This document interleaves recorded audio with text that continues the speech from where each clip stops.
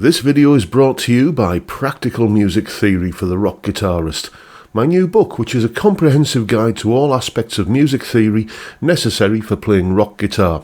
From blues to the cycle of fifths, from understanding and using modes to choosing the right notes for a melodic solo, from pentatonic scales to chord construction and keys. It's all covered in a clear and concise manner. With accompanying video demonstrations, jam tracks and tabs, you'll learn to use the knowledge you gain in accessible ways that make sense for less than the cost of a few guitar lessons.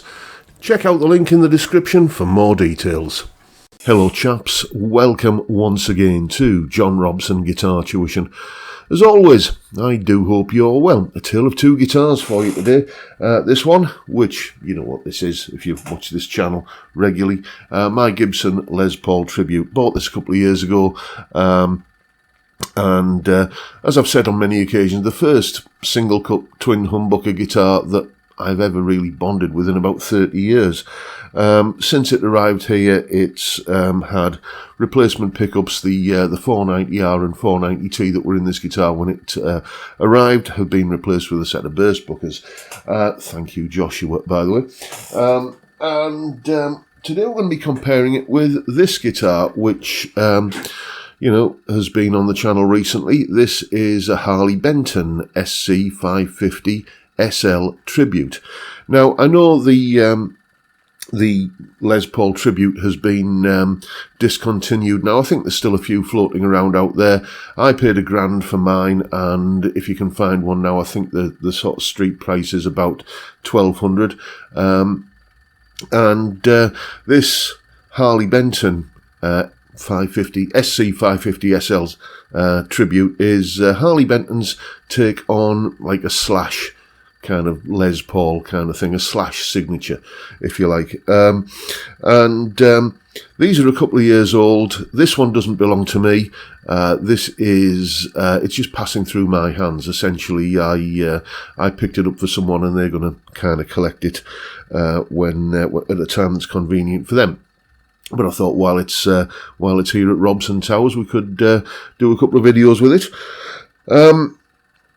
So yeah, I can't find any mention of this on the Tourman or Harley Benton website as well. There's plenty of Harley Benton SC550s out there, but no mention of this specific flavour of that guitar.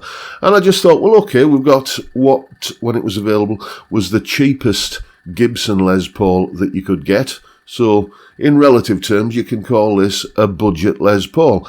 And then we can put that up against a budget Les Paul copy. I think these were about 300 plus change when you could get them, and that's roughly the sort of price you're looking at for any of the Harley Benton SC550s. So without further ado, let's hear what both guitars sound like when pitted against each other in a mix.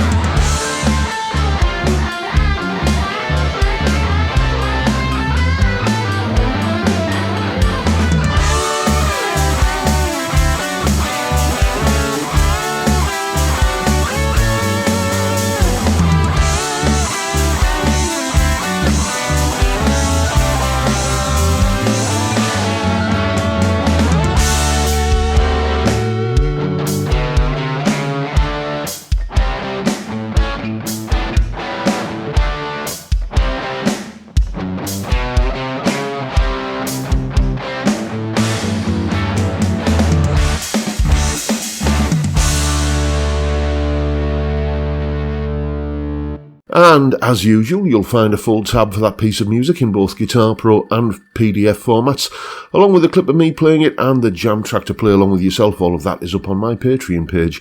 There's the address and the link is in the description. $3 or £3 a month gets you access to all of these additional goodies and resources that accompany these YouTube videos. And of course, a massive, massive thank you to everyone who supports me in that or any of the other ways, all of which are down there in the description. So, I think that this humble little Harley Benton acquitted itself rather well. I was going to do another blind test where you couldn't see which guitar was which, but I've done a few of those lately, and I thought it's kind of wearing a bit thin. In many ways, well, in one specific way, this guitar has better specifications than the Gibson. The Gibson just has regular kind of, I guess, nickel frets. Don't make some kind of big deal about them being cryogenically treated, which doesn't that mean they've been frozen or something? But the Harley Benton has stainless steel frets as well. Instead, I should say, and a bigger, more chunky gauge of fret wire, which is, let's move this microphone out there, which is, something I very, very much approve of. Stainless steel frets are absolutely addictive. Once you start playing on them, it just feels so much kind of slipperier and nicer and kind of slicker and everything. So, yeah, I mean, stainless steel frets are, a higher spec than what the Gibson has. And I would say the pickups on this guitar are a little bit beefier sounding. So if you are looking at, wanting that big, raucous, beefy, bombastic Les Paul or single cut tone, then these will do it really well for you. The burst buckers in the Gibson are a little bit more my cup of tea because they've got a little bit more snap and a little bit more kind of openness to them.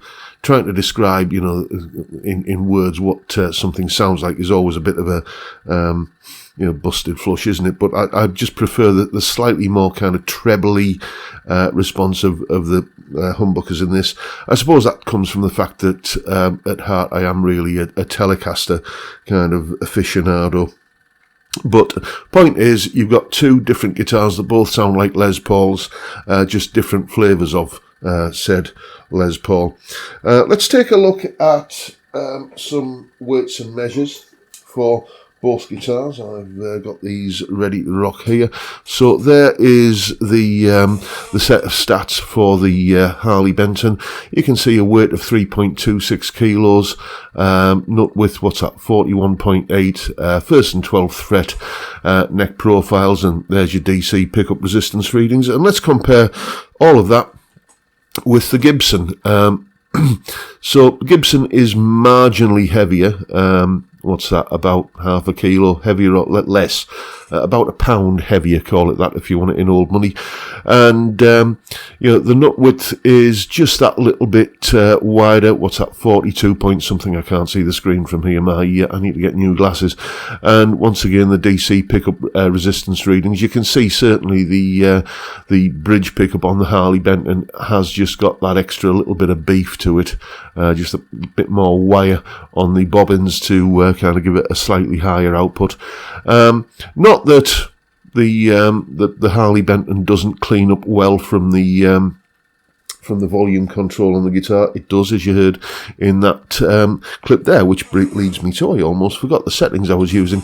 As always, Blue Guitar Amp 1 Mercury Edition, and just on the vintage channel for everything, and just rolling the guitar's volume off to get the cleaner sounds, and then for the higher gain shoutier stuff, the new Ex-Horseman pedal going into the front end of it. And you probably knew that already anyway. I suspect there's a large section of you watching that could have recited that along with me. I've been using this rig for quite some time now, and really liking the sounds I get out of it. And as I say, the sounds that came out of both guitars, especially the humble little Harley Benton here, £300 plus change, a fraction of what it would cost to get even the cheapest Gibson. we've come a long way since the days when a cheap Les Paul copy was something like this. This is a guitar, not this specific guitar, but this model of guitar was one that I had as a teenager, around about 1980. This is a satellite Les Paul copy. I believe they're also branded as Columbus and various other brands. Plywood body, bolt on neck. This has got like loads of nostalgia value for me.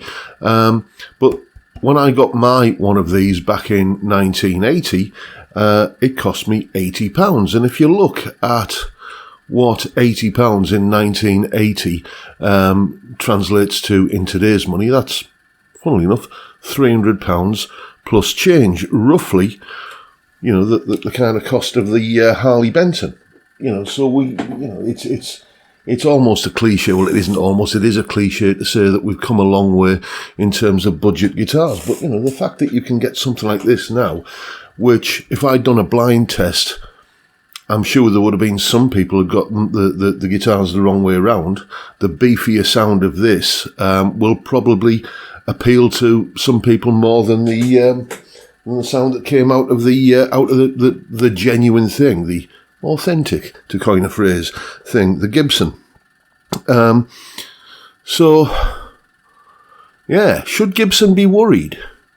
Should Gibson be worried that, a company like Harley Benton, it's not just Harley Benton, kind of plenty of manufacturers caught, and, a few others like Jet and a bunch of other budget manufacturers are building guitars that are sonically very difficult to distinguish from the genuine article, and in some cases where there are stainless steel frets involved, have a better looking spec sheet. Should Gibson be worried? Well, I would say no, not really, because I bought my Les Paul purely because I wanted one. I wanted a Gibson. I'd had a good year, and I wanted to give myself a little bit of a pat on the back by spending that amount of money on a guitar. And the badge on the headstock is something that sells guitars. That is undeniably the case. You can like it, you can dislike it, but it is something that is a thing.